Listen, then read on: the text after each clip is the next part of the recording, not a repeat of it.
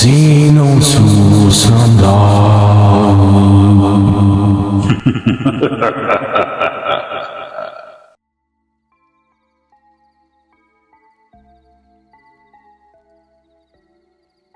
Magandang araw po sa lahat ng tagapakinig. Sa mga gusto pong magpadala ng kanilang sariling kwento patungkol sa mga kababalaghan base sa tunay na pangyayari, huwag po kayong mayang mag-message sa aming Facebook page para maitampok natin sa susunod na kwento. And also, mapakikinggan na rin po ang ating Siso Story sa aming YouTube channel, Instagram, and TikTok. And bago po tayo magpatuloy sa ating kwento, pwede ka bang mag-react or mag-like sa ating video dahil malaking tulong po sa aming maliliit na content creator ang pag-react mo sa aming mga videos kagaya nito. Muli, maraming salamat po. God bless and stay safe everyone.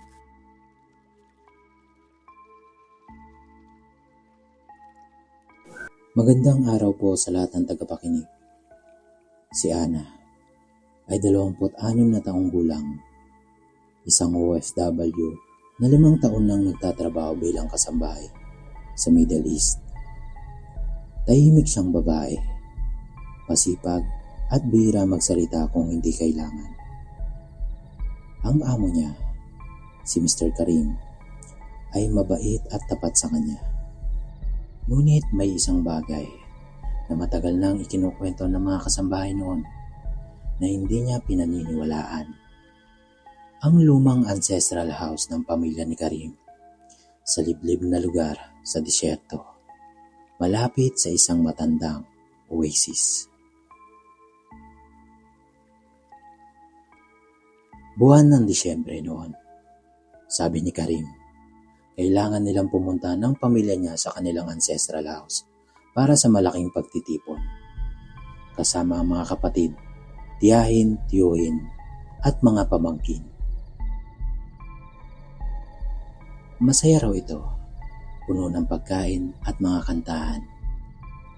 Sumama si Ana dahil siya ang tagahanda ng mga lulutuin. Ang bahay ay parang malaking palasyo na gawa sa lumang puting bato.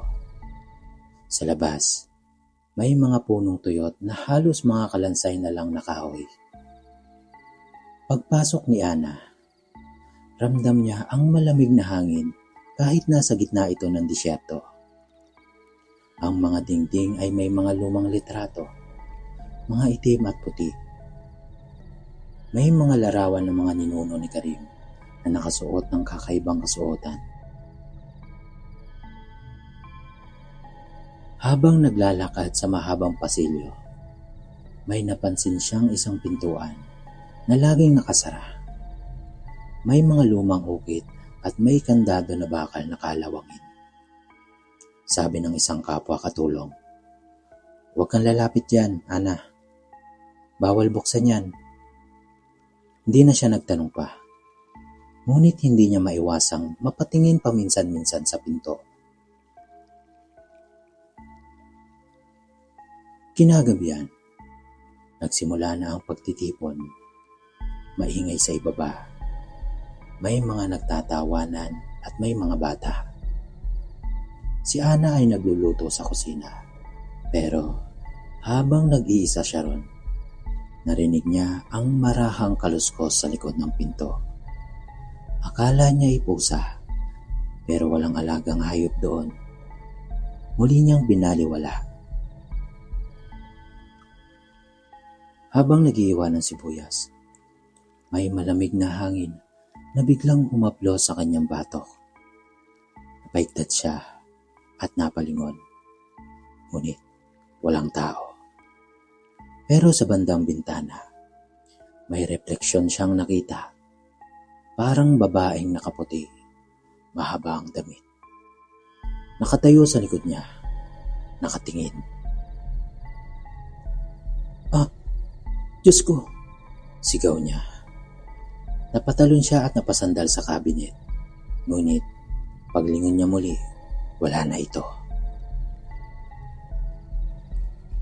Kinabukasan, habang naglilinis siya sa likod bahay, nilapitan siya ng matandang tiyahin ni Karim. May mga kulubot na kamay at malalalim na mga mata. Pabulong itong nagsalita sa wikang Ingles. You saw her, didn't you?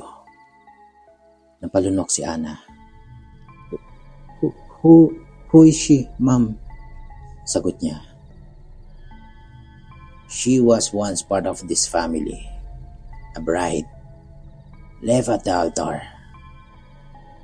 They say she never left this house.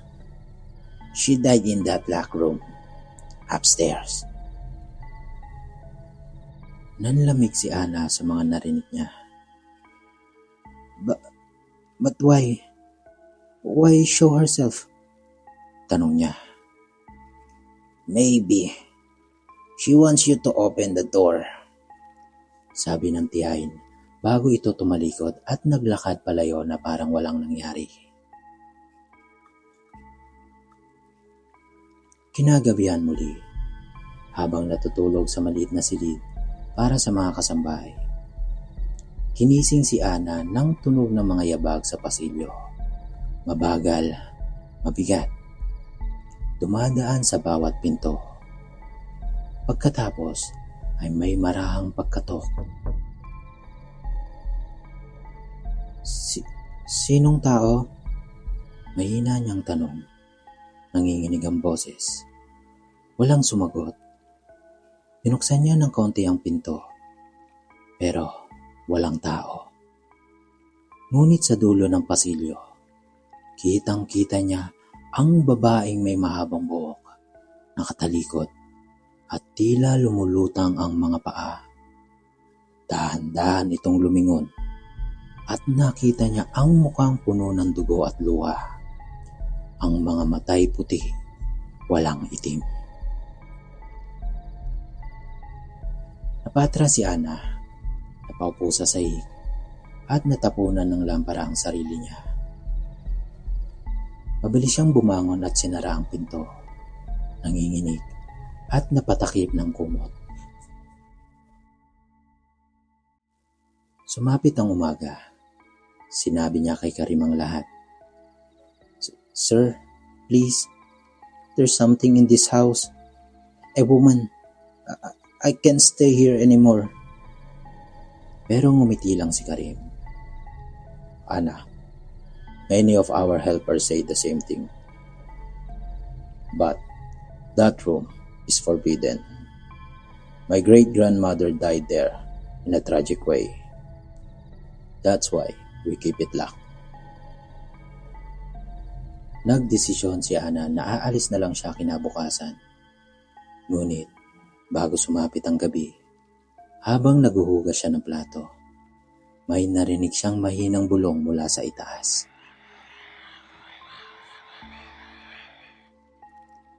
Hindi niya alam kung bakit, pero parang hinhila ang kanyang mga paa papunta sa hagdan. Unti-unti siyang umakyat. Bawat yapak ay may tunog na umaalingaw sa lumang bahay. Sa harap ng pinto ang may kandado. Nakatayo siya at bigla na lamang bumukas ang kandado ng kusa. Parang may humawak mula sa loob. Pagpasok niya, amoy niya ang lumang bulok na kahoy. May kama na kupas ang tela. May lumang salamin na basag.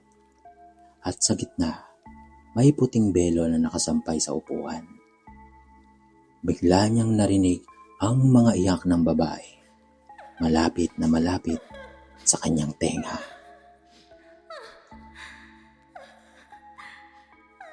Paglingon niya, nasa likod niya na ang multo.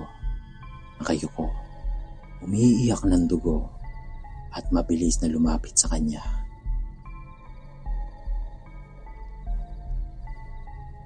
Napasigaw si Ana at napatalon palabas ng pinto. Mabilis siyang bumaba ng hagdan, halos mauntog sa mga dingding. Nagsigawan ng ibang tao sa bahay, hindi alam kung anong nangyari.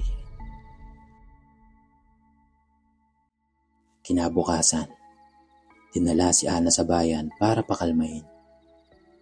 Sabi ng matandang tiyahin, "You should not have gone there. But She chooses you to show herself to. Maybe she needed you to remember her pain.